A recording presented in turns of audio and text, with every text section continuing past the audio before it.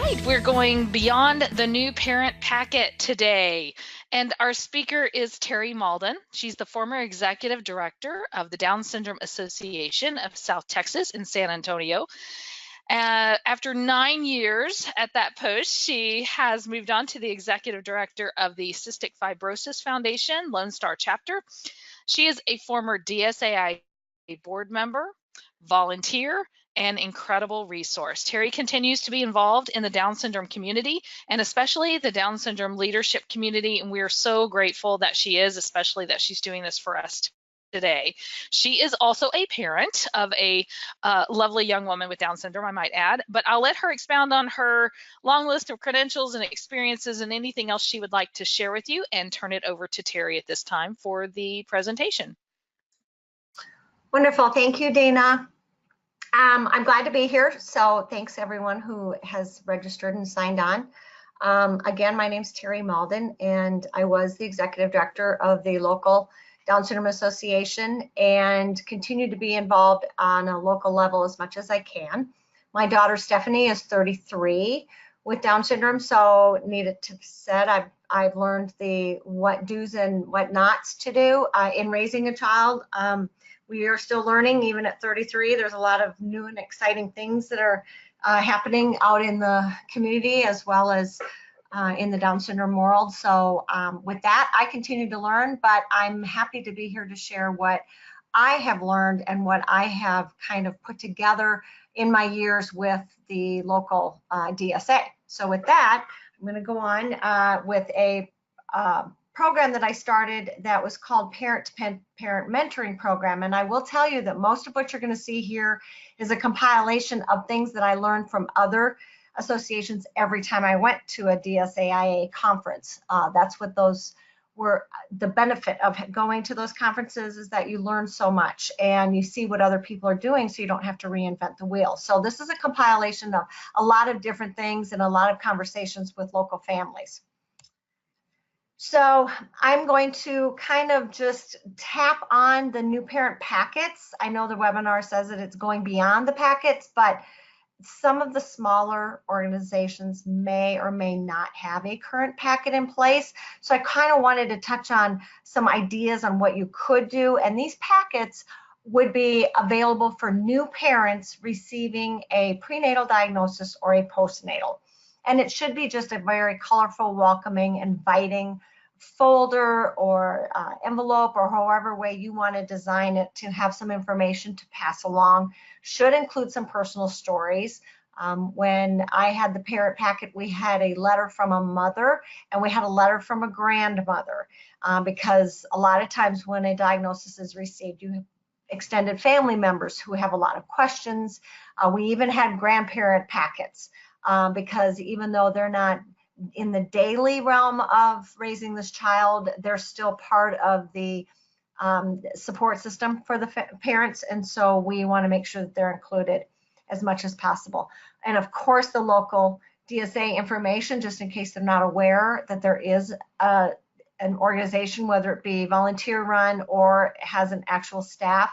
A lot of people I know in San Antonio are not aware that there's an association available. So unless you have a child with Down syndrome, you're not going to know, or some sort of connection. A glossary of abbreviations. We live in a world of shortcuts. Those abbreviations can be very confusing, and we say them so readily: DSAIA, DSA, you know, the list goes on. So we kind of compiled a glossary of all of those abbreviations. A list of websites. Those websites can be the Down Syndrome Pregnancy.org website. It can be the national organizations, the National Down Syndrome Congress, National Down Syndrome Society, and so on and so forth. So we put together a list of websites that they may be able to go to. And again, the information in the packet is trying to do the best so that parents can get the information they need from the local organization versus getting a diagnosis and running home and typing in Down syndrome into Google, because as you know, that can be scary with all the information that they receive. So this is kind of, it's not to replace Google by any means, but it's kind of so that they can at least review the information on their own time and then eventually be more prepared should they decide to do extended research beyond the local packet. We took these packets and distributed them to the physicians and hospitals, NICU, labor and delivery, and then if I had an opportunity, I would explain the process of once the diagnosis is given, this is what happens afterwards. And we had a contact sheet inside the packet that we asked the hospitals and physicians to ask the parents to complete, name, address, phone number, so forth, and then giving them permission to then fax it. Of course, this was fax it back in the day, or email it to us. So that gave us permission to have the information in our hands. Because of HIPAA laws, of course, they can't just call us and tell them the family's name, but by having them fill out that contact sheet, that's giving them permission to, so that we had their information in to be able to contact them at a later time. Physicians and hospital staff, they give the diagnosis, they give a lot of diagnoses, and I know it's not a pleasant thing to do. It's the bad part of the job, along with a lot of good that they do. So by explaining the process that happens, I used to tell physicians, you do the medical communication and the support, and let us handle the emotional support with the parent mentor program, connecting them with information, being their go-to source with questions about how to raise a child with Down syndrome. A doctor can only give them the medical side of Down syndrome and what they can have to better the life of their child medically. And then we also had, and some of you may already do this, but we also wanted to provide new baby gifts, and we would give these baskets. Some do baskets, we did bags with just baby items, books on babies with Down syndrome. The packet could go in there if they didn't receive one upon a prenatal diagnosis. And we would try to arrange so that the mentors would deliver those bags, but sometimes if the mentorship relationship hadn't started, then we want to make sure the bag is delivered on a timely manner. So creating a parent-to-parent program. So you've got the new parent packet ready. You've passed it on to as many physicians, hospitals. You've passed it out to the new families who have contacted your office or family member who contacted the office. But now you've got these families that have all this information about Down syndrome, and then they're left to kind of navigate the system on their own. They still don't know much about the local association. The local association continues to provide programming and ways to connect families, and yet you've got this new family who is scared, maybe shy, maybe they're outgoing, but they aren't sure about walking into a room full of 30, 40 people with all of these children with Down syndrome. So the parent-to-parent mentor program was created to give some sort of a comfort level when it's more one-on-one. Get to know a mentor, get to know, it's basically creating some sort of friendship with a family that's been going through it. And that way, when there comes time to go to the buddy walk or go to a play date or whatever the program is that the local DSA is coordinating, they actually go with someone they know, and then that person can then introduce them with other people. So it's kind of so that they're not so lonely out there. What we did is we put a call out to parents that might be interested in being a new parent mentor. And you'll be surprised, some of them are very willing, and there are some that are not so willing, and that's okay. I suggested that we did it for parents who had children under 5 years of age. This is just a suggestion. Of course, I had some that were very interested, and they had 6, 7, 8-year-olds. Myself, as a parent of a 30-year-old or 30 plus, I was not equipped to remember everything that I went through. I remember the diagnosis like it was yesterday, but after the fact. And things have changed so much. And the lingo that is used for communication between someone my age versus someone in their 20s, early 30s is going to be totally different. So I tried to keep the age range on a younger level. I know there's people out there that would love to be a parent mentor, and they may be out of that age range, even up into teens. That's great, but maybe there's some other ways you can utilize those volunteers and their expertise. Certainly don't want to turn away help, but for the parent mentor program, I strongly recommend that you keep them at a younger age because they're kind of still navigating it on their own as well. we actually put together a training program for new mentors. And the reason I did this is because you get all kinds of different communication skills, and you get a lot of different ways of dealing with new parents. And again, of all the information I gathered over the years from all the conferences, there's been parent surveys done, there's been feedback even in our office and other local DSAs. I've gotten feedback on how the doctor could have done it differently with the diagnosis, how communication from local families could have been different, the way they were accepted into the group may change whether or not they have a positive outlook versus a negative outlook. So we scheduled training, and it wasn't like monthly, because you don't really have that many people coming on board, and you don't have that many babies, that it didn't constitute that many, but I did it whenever I felt that we had a good number of people who had wanted to kind of approached us. Of course, once we put the first initial call out, we had to schedule an orientation. And I think we had probably about 6 to 7 people in the room. And then we held a second one 6 months later.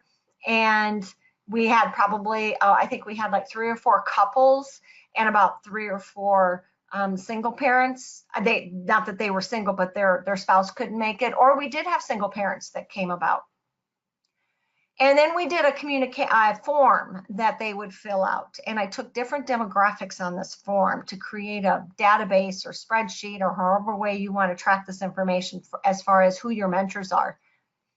So it would ask normal contact information, name, address, phone number. But then some of the demographics I grabbed was occupation, age, it's not inappropriate in this case, married, single, and then from there, I took it to the situation they were under when their child was born.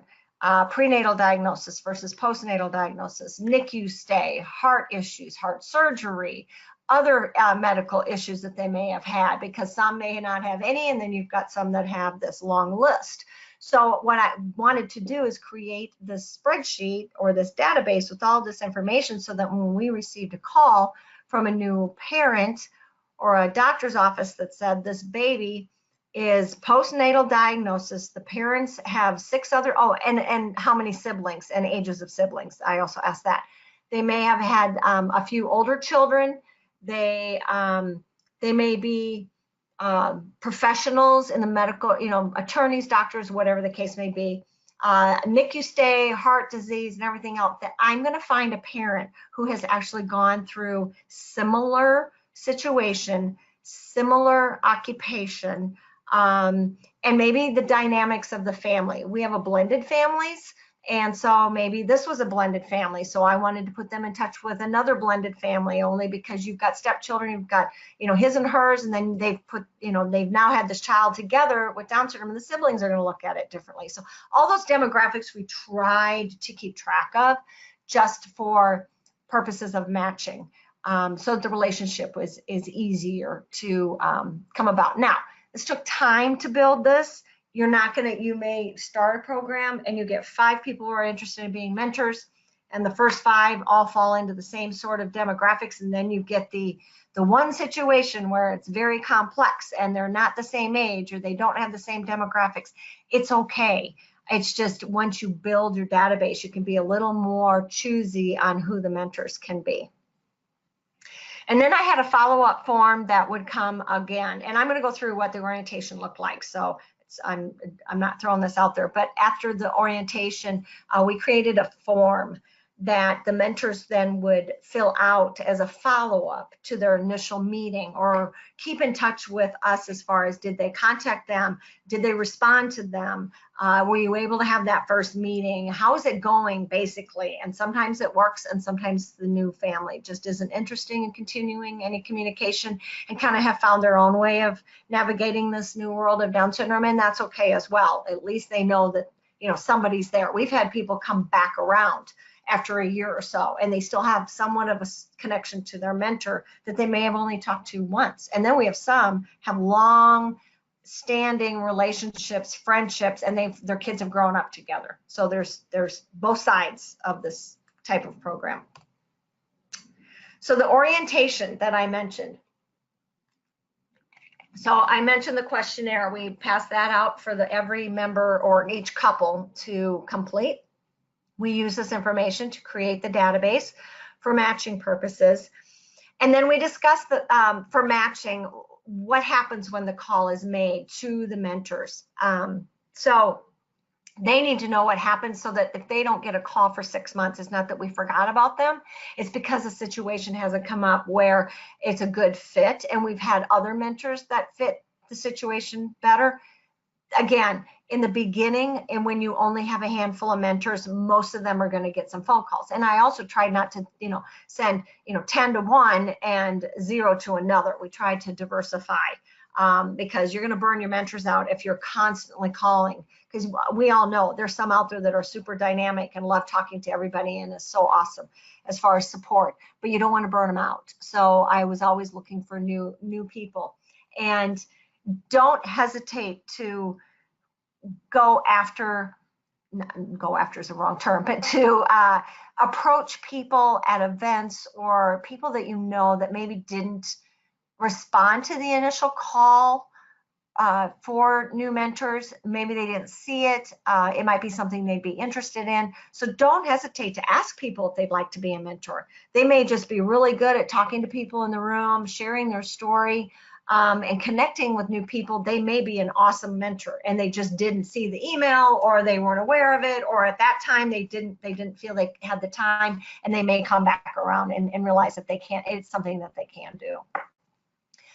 And then we discuss the do's and don'ts. And again, this is a compilation of information that was gathered from different conferences, surveys, and then discussions with local parents. And so I'm going to share those do's and don'ts. And then that initial meeting, you want to be careful on where you have that first meeting. You certainly don't want to do it if it's still raw for the new parents. You don't want to have it in the middle of a restaurant because it can get emotional.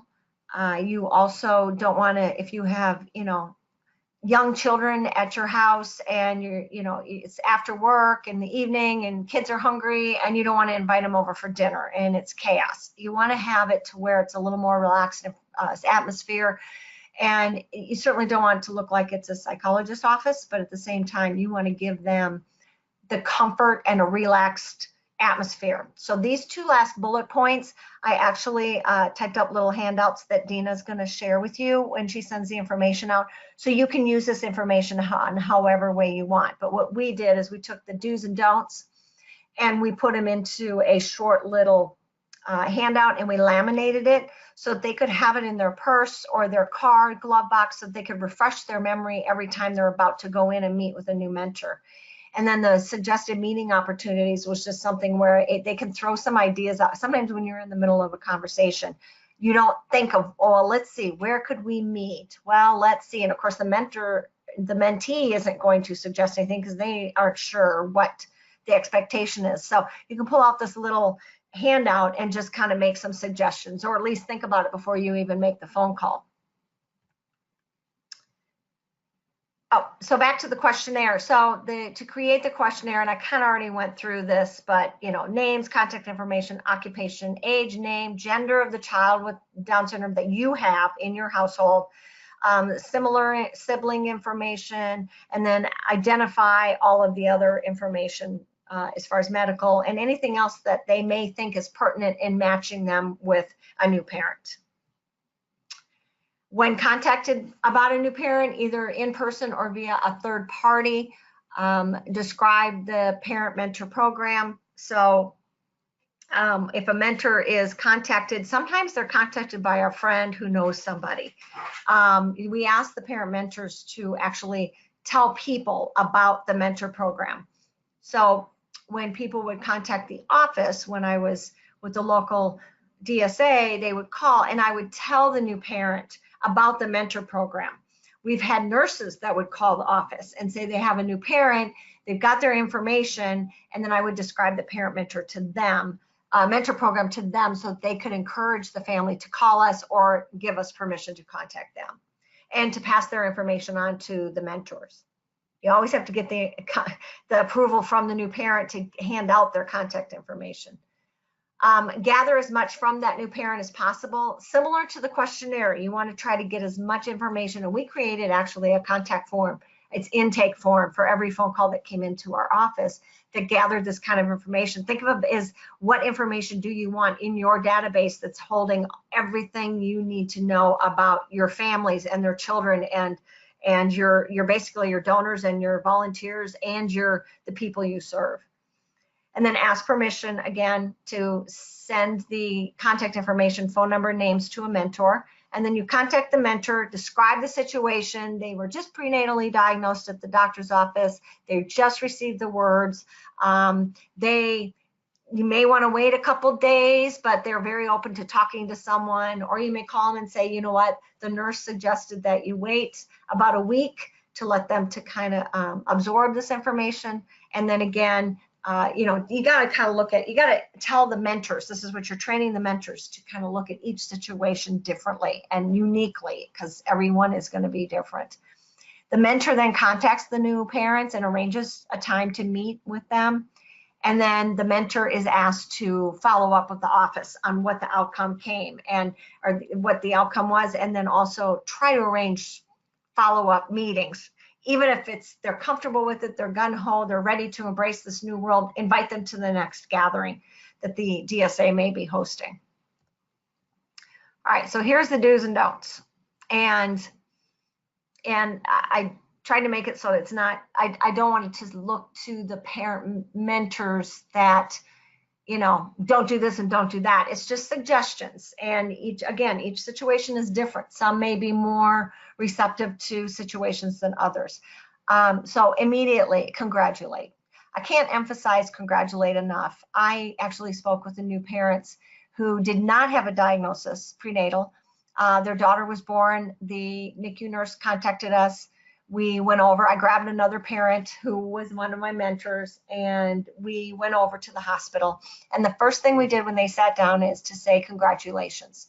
They lost it because they had been in the NICU in the hospital for 4 days. She's 4 days old, and not one single person had congratulated them on the birth of their new baby girl. That's heartbreaking because no, everybody concentrated so much on the Down syndrome, and you want to make sure the parents know that this is a big deal. They have a new baby, a new son or a new daughter, and so I congratulate. And I say it in the beginning, but immediately do that, but then also do it throughout your initial meeting with them or your first conversation with them.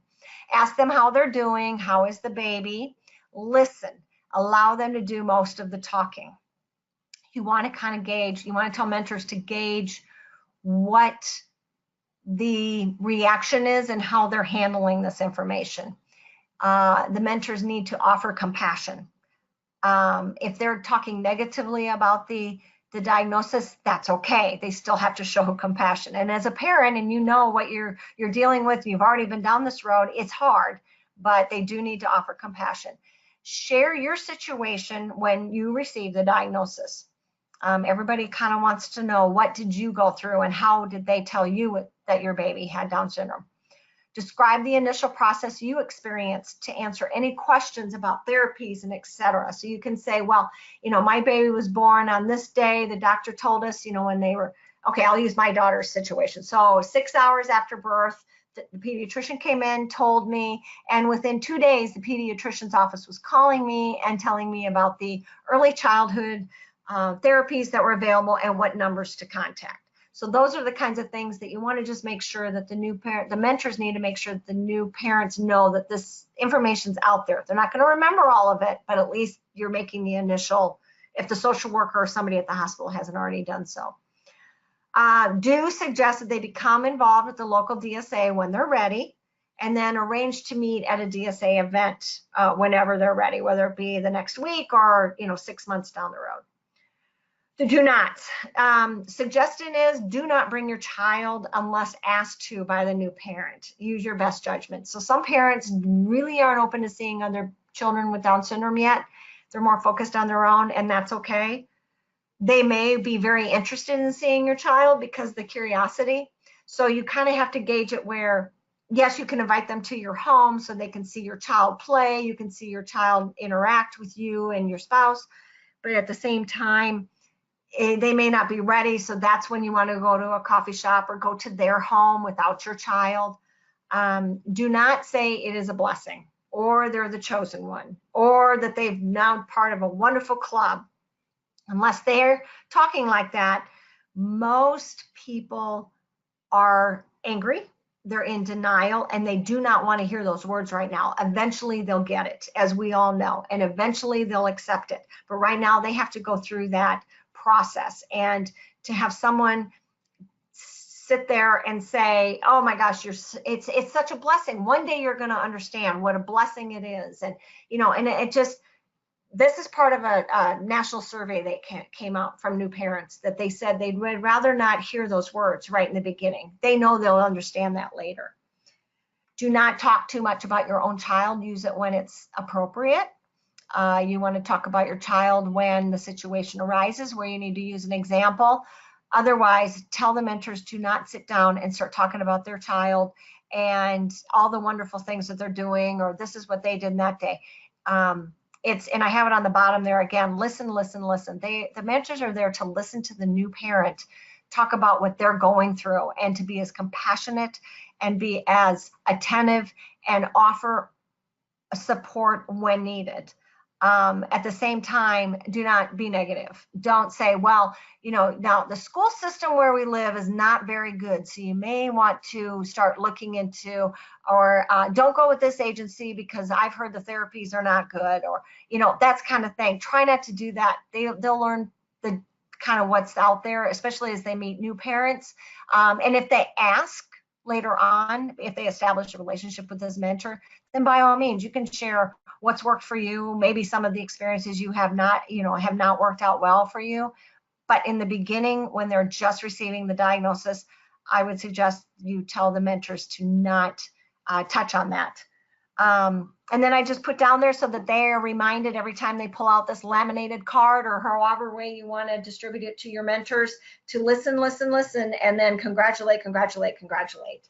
There will be some tears, there'll be some hugging, and there may be celebration. You can just get two different spectrums out of the new parents, as you know. People deal with a diagnosis completely different than what you would expect. And then here's some suggested meeting scenarios. You could go to, you could ask the mentors to have them host them in their own home. Again, timing is everything. Saturday morning for coffee, maybe during, kids are, husband takes the kids, whatever the case may be. I'm not gonna give scenarios because it's all up to the mentor and the mentee. But it is an option. You could go to a coffee shop. You could go to a restaurant especially if the new parents are okay with the diagnosis, they want their children to meet another child with Down syndrome, or they don't mind seeing a child with Down syndrome, then by all means, meet at a restaurant. You're building a friendship. Or you could go to their home. And then another option is to go to the local DSA office. They may have a conference room or a small office that you can meet in. Some other options could be, like I said, we met in the NICU office.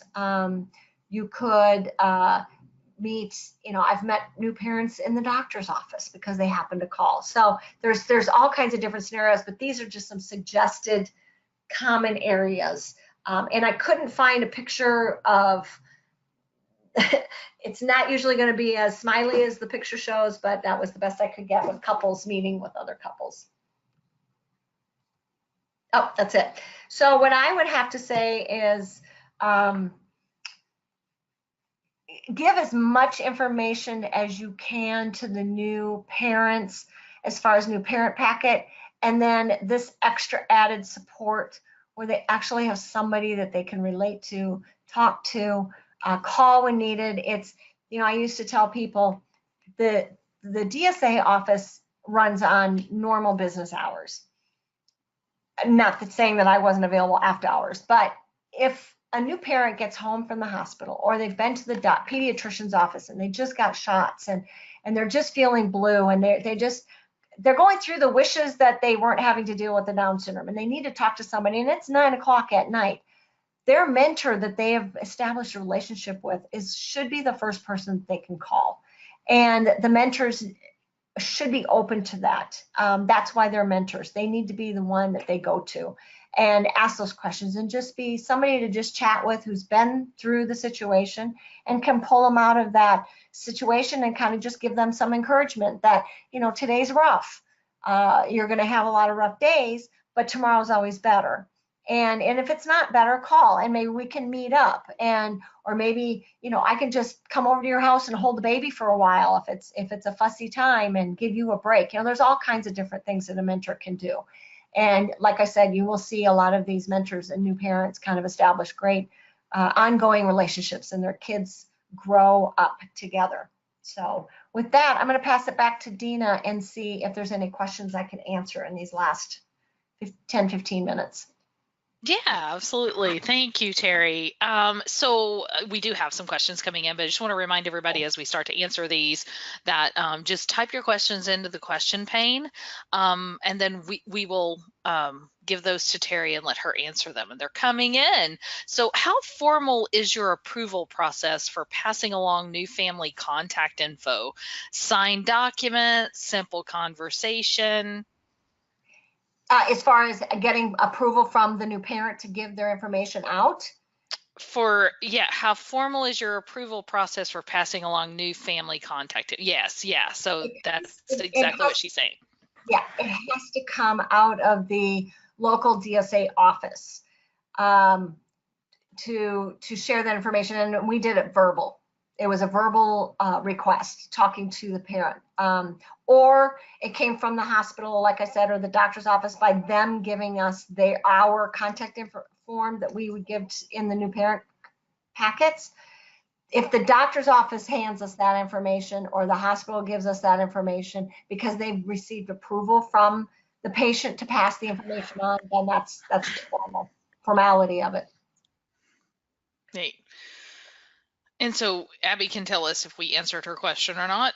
What have you found works best to get hospitals, doctors to utilize the new parent packet and to stay in touch with the DSA? They won't stay in touch. You have to constantly be constantly making visits. I will tell you, it's extremely difficult especially if you live in a large city like we do, to hit every physician's office. We went to the ones that we knew that parents were seeing, because they tend to go to the same ones, you know, a handful, 10, 12 of them. As far as pediatricians and especially the high risk pregnancy, the perinatologists, that's just a handful. So they had our information, but as you know, the minute you print a packet and send it out, the information is now old. So we tried to only give maybe 3 or 4 packets, and then we would ask them to contact us if they ran out. I always handed my card. We had Post-it notes that we had created as promo items. We would hand them a couple of those just so that we were always visible to them. But they usually would use the packets that they had on hand. You'd be surprised how many people called us asking for more. But again, they were the ones who were constantly seeing patients, whereas you get just a random, you know, OBGYN or not all the hospitals had our packets. We tried to get it to them, and they just would put them in a drawer and forget about them. Yeah, those are difficult. Face-to-face visits to hand. I'm sorry, face-to-face visits to the hospitals or physicians to hand off, even if it's just to the office manager, usually works, or a NICU head nurse or labor and delivery head nurse. That usually worked. Just go to the counter and ask to see them. So I think you answered the next follow-up on that question, which I kind of bypassed a couple other questions to get to because I wanted to be on the same thread. Following up on this question, what areas do you approach? Obviously, genetics, NICU, but any others you recommend? So that was the question. Yeah, definitely. And developmental pediatricians. Good deal. And what info do you have on the mentor tracking form? I think you kind of went over a little bit of that, but. You mean as far as the information we gathered? Yeah, that you gather. Say the question again, sorry. What info do you have on the mentor tracking forms? What they give you, I guess, yeah. Here, this was kind of what we if everybody can see my screen. So a questionnaire, mentor contact form, that's all the same thing. So we created a Word document that had this information in there. And what I did is, so you just have the top is normal occupation information with the lines, and then ask them to just in one line give the name and ages of the siblings. And then I put every possible scenario that you see down here: prenatal, postnatal, NICU, heart, whatever the case may be. And then you just ask them to circle what their child had or what they went through. And then I left an open space for them to write down any additional information that they thought that would be that a new parent, that we would need to know in matching up with the new parent. And so I think the question is, like, after they have started meeting. Oh, the follow-up question. Yeah, the follow-up. Yeah. The follow-up form was basically, date, who did you meet with, where did you meet, basically, and they could call us with this information. The point being is making sure the mentors are doing what we ask them to do. A lot of times they would call and say, you know what, I've tried to contact this family for the last 2 months without stalking. I say call them once every 2 weeks, and they're just not responding. And it's like, at this point, we just are going to probably have to just assume that they're not ready, and it's okay. And then I can't tell you how many times 3 months later, all of a sudden, they're contacting that mentor. Or they run into them at a DSA event. They happen to feel comfortable enough to come, and they meet this person, and they say, hey, wait, I think you were calling me, and I'm so sorry. It was just a busy time. So the follow-up, it's not necessarily a formal document. I mean, you can make one. I did it more as, I need to know this information, or we do in the office. If you can just follow up with us on the outcome of the meeting, and then that way, if there was if it was a great meeting and they established a relationship, great, move on, and you don't have to update us anymore. Or they may need some help in contacting the family. Sometimes it took an email from me just saying, hey, are you still interested in having a mentor? Because so-and-so would like to get, has been trying to reach you, whatever. So it's keeping the dialogue open. It's not one phone call and then you forget about the new parent. All right, next question. What kind of a mentor do you match with someone who is on the fence about continuing their pregnancy? And that's a tough one. I definitely a prenatal diagnosis with someone. You'd be surprised how many people shared with me that they struggled with the same decision. So they open up to me like that, then I may ask them if they don't mind talking to this parent. And again, even more so on the do's and don'ts, you really have to take more don'ts on a situation like that. I actually had a parent call me, and she was actually a therapist. She also worked in a nursing home for older individuals with disabilities, severe. And so her outlook was very glim, and she just didn't know if she wanted to continue the pregnancy. I didn't have anybody to match her up with at that point. I just talked to her. And her point was that her other siblings, she was concerned with how it was going to affect her other children, the siblings of this baby. She did continue the pregnancy. I would probably, knowing that, I would now, after a few years, reach out to her and ask her if she'd be willing to talk to someone in that situation. So those are unique, definitely. Okay, great. We have a ton of questions. I'm rolling through them. So, I love it. Okay, so, all right, we did that one. What do you do about members who want to be mentors, but you sense that they are consistently negative in their interactions with other members? And she has in parentheses, Debbie Downers, or that they are all unicorns and rainbows about Down syndrome. So it's both ends of the spectrum. Fans of the spectrum. I love it. Okay. Go ahead. I would suggest, and this is what I would do. I would put them through the training, the mentor training. go ahead and add them as a mentor. Just because they're a mentor doesn't mean that they have to necessarily be called. But you can put them through the mentor training. I would, because they may realize, I might be a little bit of a, too much of a shiny person, or it may say, you know what, I am kind of negative, because especially if you share some scenarios on negativity, like I shared, you can come up with your own, without pointing fingers or making someone feel uncomfortable, because it's for the whole group. You want to make sure you have at least 5 to 8 people in the room when you do this training.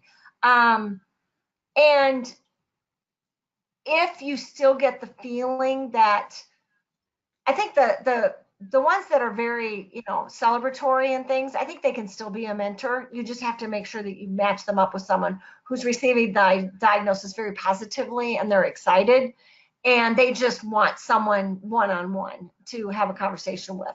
Then they're easy to match. As far as the negative ones, I mean, if they want to be a mentor, they have to understand they can't be negative. And if your feedback from the first setup is that, wow, I don't know, you're going to know with the follow-up if it worked, or if the new parent is just very turned off, they're going to call the local office and say, you know what, I'm still struggling. Then maybe you have to have a conversation with that person and just say, you know what, we really need to be more positive when we meet with these new parents. So I'm gonna read a question and then I'm gonna do a follow-up on my own. The question is, do you have specific training materials or videos to use during the trainings? And then I guess my follow-up question would be, is there like a role play scenario that you could put them through? I hate to do that to mentors, but I mean to weed out the Debbie Downers or whatever.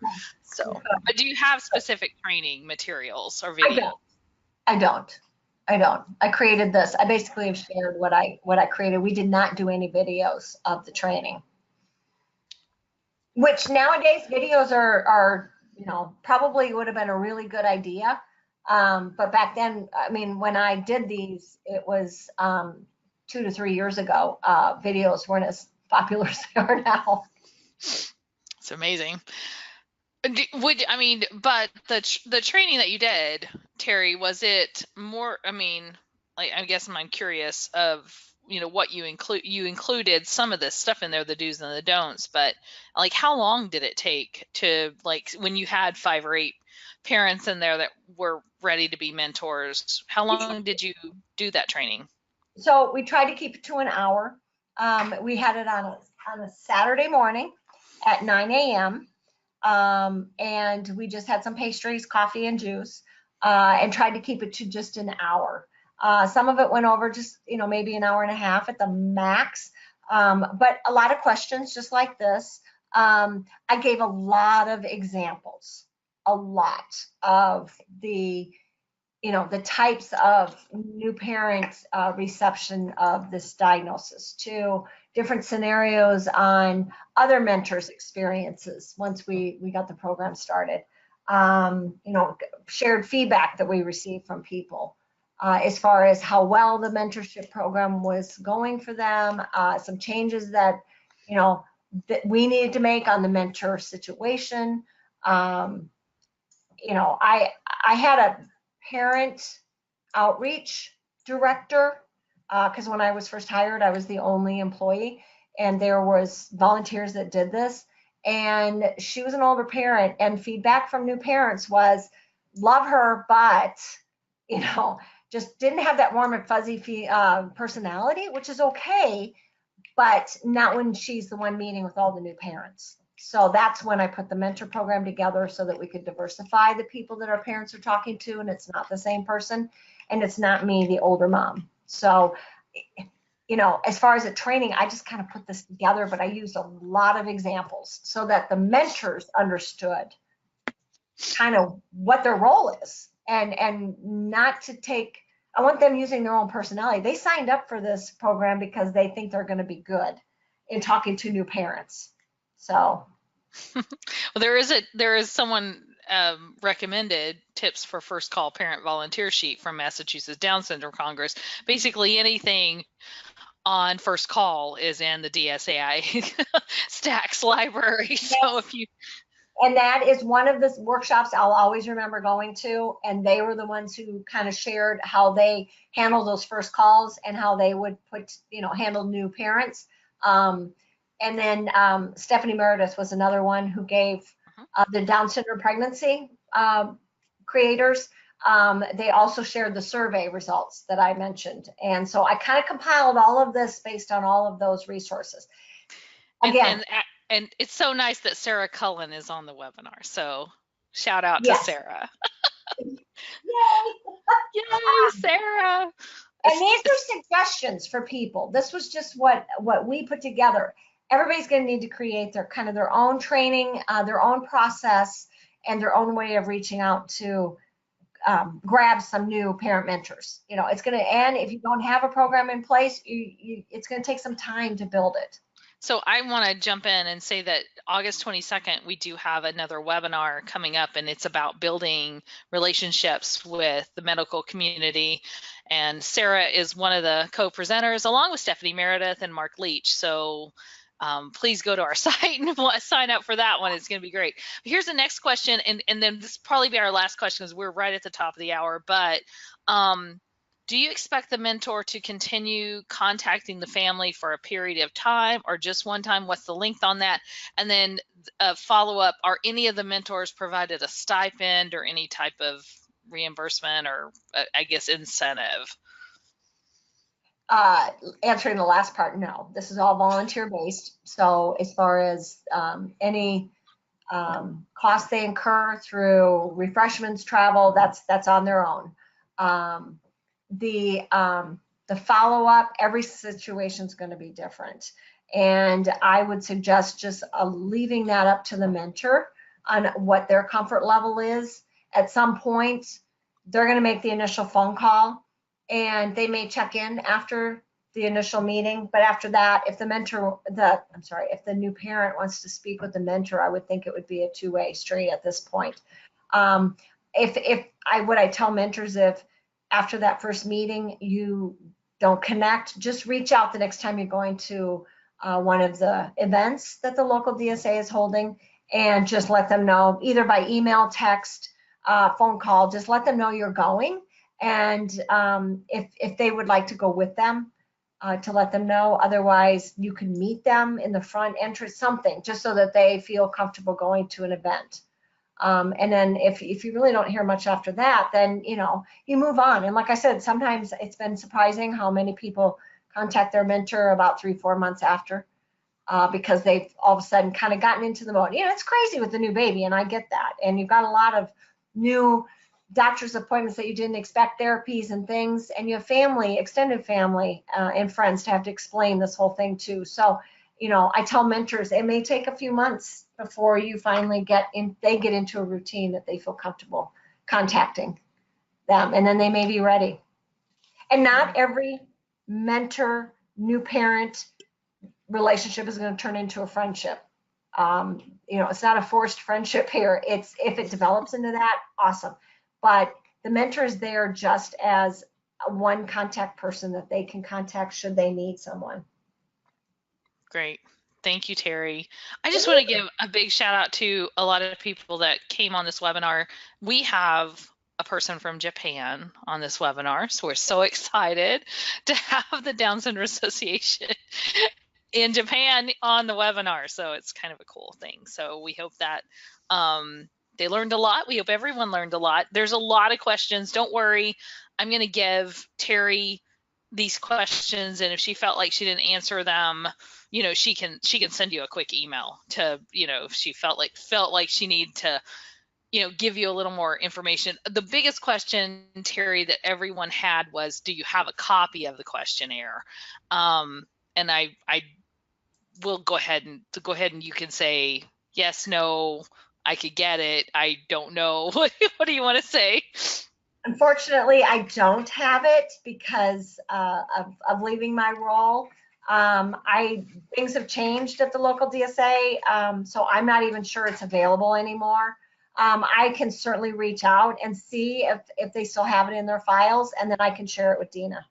Yeah, so we'll check on that with the new leadership, at South Texas, and see if they have it available. For Terri, thank you so much. Great presentation today. Lots of information and lots of questions, and hopefully this is just another